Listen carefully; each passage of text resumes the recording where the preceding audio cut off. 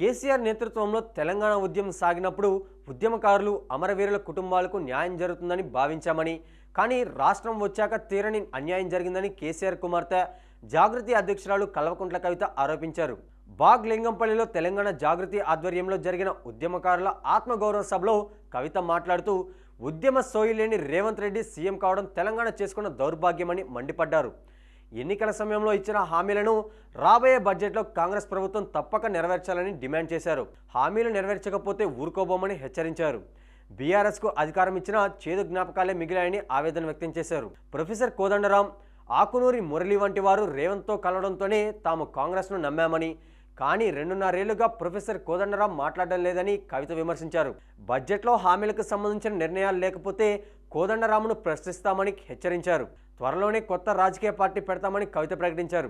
అది పక్కా రాజకీయ పార్టీ కాదని, తెలంగాణ అస్తిత్వాన్ని కాపాడే పార్టీ అని స్పష్టం చేశారు. సహనశీలత లేకపోవడం, అహంకారం కారణంగానే బీఆర్ఎస్ అధికారం కోల్పోయిందని, మంచితనం, బోలాతనం తెలంగాణ తత్వమని చెప్పారు.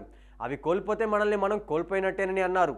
ఉద్యమకారులు అమరవీరుల కుటుంబాల వైపే ధర్మం ఉందని, వారి కోసం పోరాటం చేస్తామని కవిత ప్రకటించారు.